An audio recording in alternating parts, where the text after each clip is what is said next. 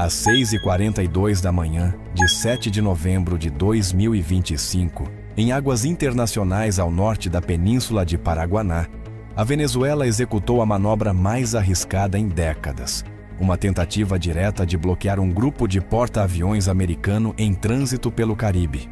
O contato visual, as transmissões de rádio e a formação cerrada de lanchas patrulha venezuelanas acenderam os alarmes da 7ª Frota, que imediatamente ordenou a elevação do nível de ameaça e o destacamento de interceptores. A partir desse momento, o Caribe se transformou em um tabuleiro de tensão naval.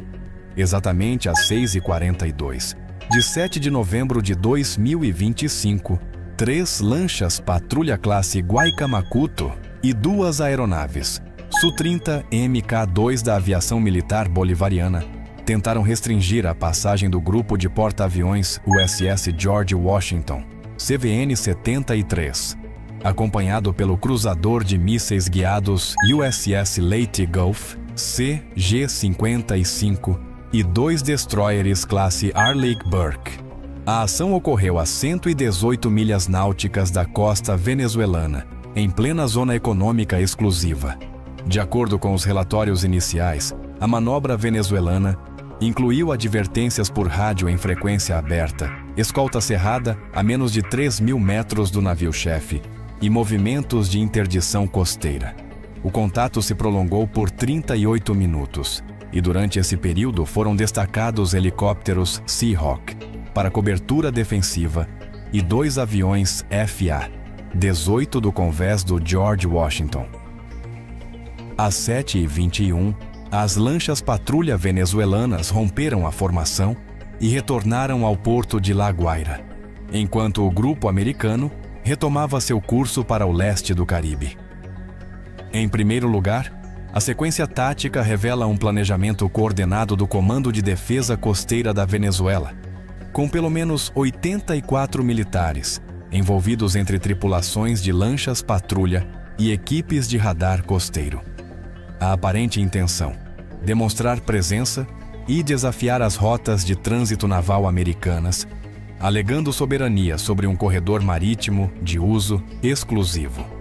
Uma reivindicação não reconhecida pela comunidade internacional. Em segundo lugar, a resposta do grupo de porta-aviões foi imediata e metódica. Às 6h45, foi ordenada alerta vermelha de interdição. Às 6h47, helicópteros SH-60R Seahawk foram lançados do Leyte Gulf para observação visual e advertência por alto-falante. Às 6h52, os FA-18 iniciaram patrulha aérea de combate, CAP, sobre a área de contato.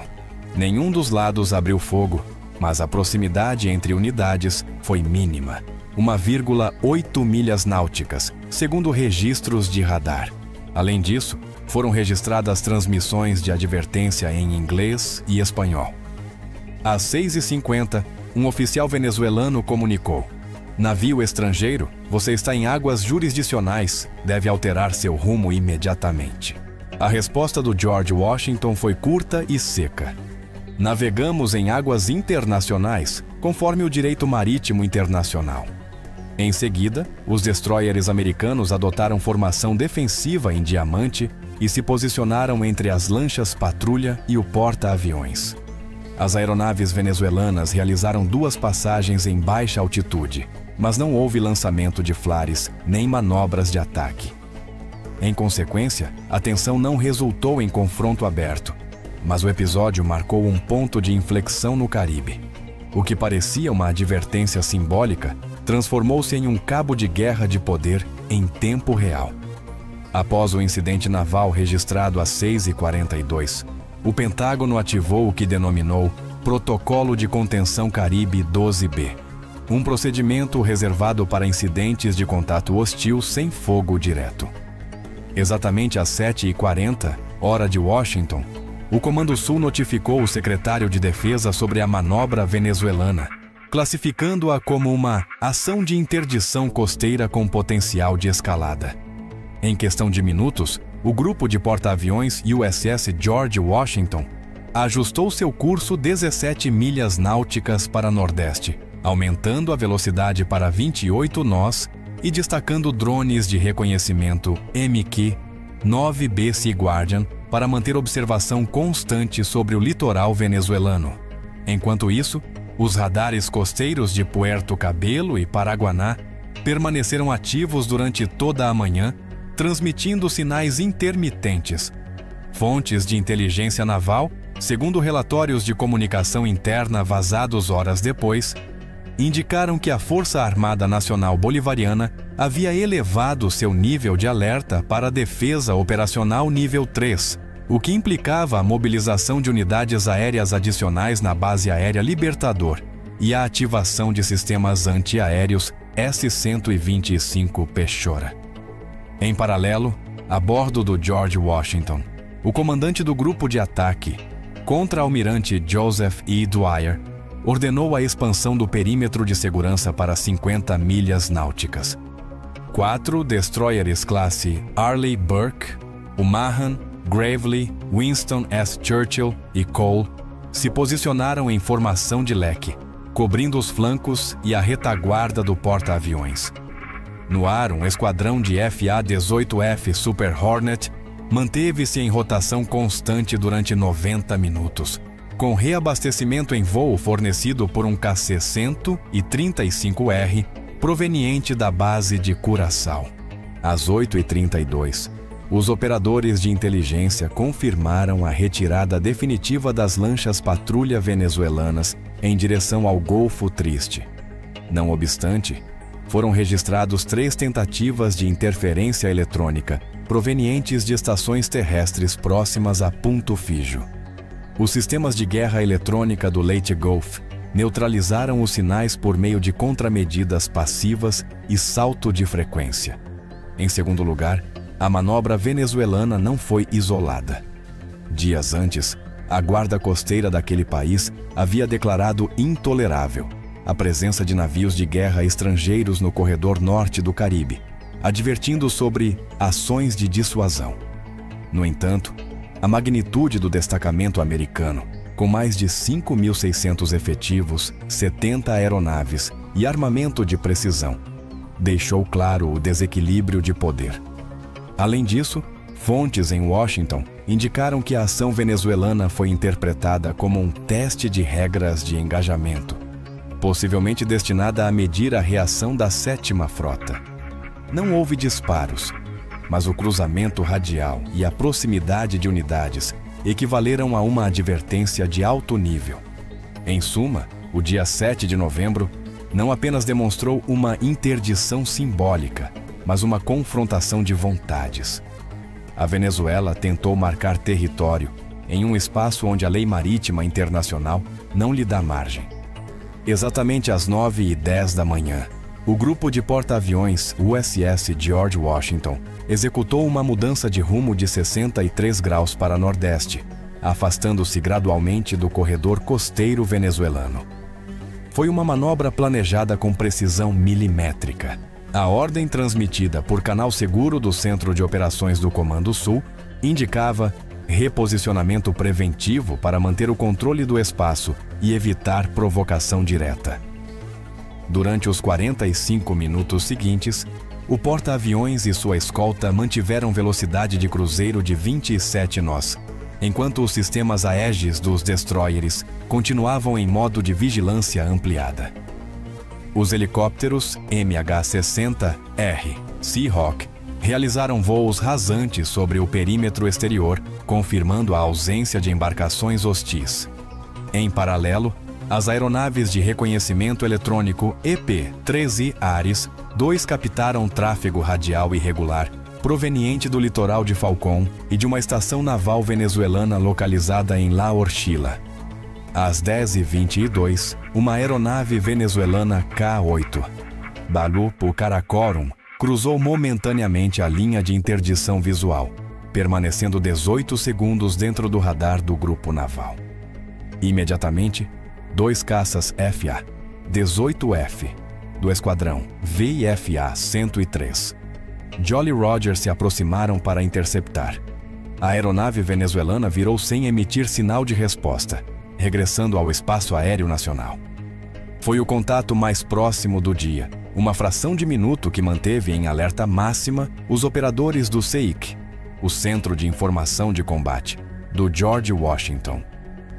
Simultaneamente, o Pentágono suspendeu toda a conferência de imprensa prevista. A porta-voz adjunta do Departamento de Defesa limitou sua declaração a uma frase: o Comando Sul mantém operações rotineiras em cumprimento do direito marítimo internacional. Contudo, a cadeia de comunicações internas entre Washington, Miami e Norfolk refletiu outra realidade. A tensão havia atingido níveis de alerta amarela sustentada. Em Caracas, o Ministério da Defesa classificou as manobras americanas como uma provocação imperial, anunciando o destacamento de 2 fragatas classe Mariscal Sucre e a ativação do sistema de defesa costeira Bastion P, armado com mísseis anti-navio Yakont de fabricação russa. Mesmo assim, imagens de satélite obtidas 12 horas depois mostraram essas unidades fundeadas sem movimento operacional, enquanto o resto da frota permanecia no porto por falta de combustível e manutenção. O contraste era evidente. Por um lado, um grupo de ataque americano com logística de precisão. Por outro, uma marinha nacional reduzida e com capacidade limitada. Os analistas navais coincidiram que a tentativa de bloqueio não foi mais do que uma ação simbólica, orientada a gerar impacto político interno. Ao cair da tarde, as operações aéreas do George Washington se reduziram a patrulhas de vigilância e voos de ligação. Os níveis de tensão começaram a diminuir, mas a lição estratégica já estava escrita. O controle do Caribe continuava nas mãos da potência que podia sustentá-lo. Às 18h45, hora local, o grupo de porta-aviões atingiu um ponto de reagrupamento a 210 milhas náuticas da ilha de Granada. As condições meteorológicas eram ótimas, o mar calmo. No convés, o ritmo operacional regressava à normalidade, enquanto a tripulação aguardava novas ordens. Nesse preciso momento, começou a segunda fase do operativo. Uma reorganização encoberta do destacamento que daria lugar a uma nova mensagem de poder e dissuasão, a qual marcaria o desfecho desse dia. Exatamente às 19h10, hora local, o grupo de porta-aviões USS George Washington completou sua viragem final para o Atlântico Central, saindo do raio de interdição costeira venezuelana. As comunicações mantiveram-se cifradas sob protocolo Eco Sierra 5, e as aeronaves de combate regressaram gradualmente ao convés após mais de 9 horas de destacamento contínuo. A missão foi dada como finalizada às 20h45, com confirmação de contato dissolvido sem incidentes. Nenhum membro da tripulação ficou ferido e não foram reportados danos a nenhuma unidade americana. Minutos depois, da base aérea de Curaçao, foi emitido um relatório de encerramento de missão que confirmava a integridade do grupo naval. Os registros de radar mostraram o recuo completo das lanchas patrulha venezuelanas e a desativação parcial dos radares costeiros. Era o fim de um dia tenso, executado com precisão tática e controle absoluto do espaço marítimo. No Pentágono, a informação ficou selada. Não houve conferência de imprensa, nem imagens, nem declarações adicionais. Os relatórios internos foram classificados como de acesso restrito nível 4, apenas disponíveis para o Estado-Maior Conjunto. Fontes próximas ao Departamento de Defesa descreveram a resposta americana como proporcional, disciplinada e completamente efetiva. Enquanto isso, a Casa Branca optou pelo silêncio. Nenhum porta-voz mencionou o incidente, reforçando a política de não provocação que, na prática, sublinhou a capacidade de resposta americana sem necessidade de exibição pública. O operativo foi considerado internamente um sucesso total. O grupo de porta-aviões manteve a liberdade de navegação, garantiu a segurança das rotas comerciais e evitou qualquer escalada bélica. A mensagem foi clara e contundente. Os Estados Unidos conservam o controle do espaço marítimo regional e a capacidade de reação imediata face a qualquer tentativa de desafio. A moral da frota manteve-se alta e o USS George Washington continuou sua rota para o Atlântico Norte para se integrar a exercícios conjuntos com aliados da OTAN. O dia terminou sem disparos, mas com uma lição estratégica. Nos mares do Caribe, a dissuasão não depende da palavra, mas da capacidade demonstrada. A Venezuela cruzou uma linha que não devia cruzar, e o que veio depois foi o lembrete silencioso do poder naval mais experiente do planeta. O que você pensa sobre este operativo e suas consequências? Foi uma manobra necessária ou uma mensagem calculada? Deixe nos comentários e vamos analisar juntos como cada movimento no mapa pode redefinir o equilíbrio do poder no hemisfério.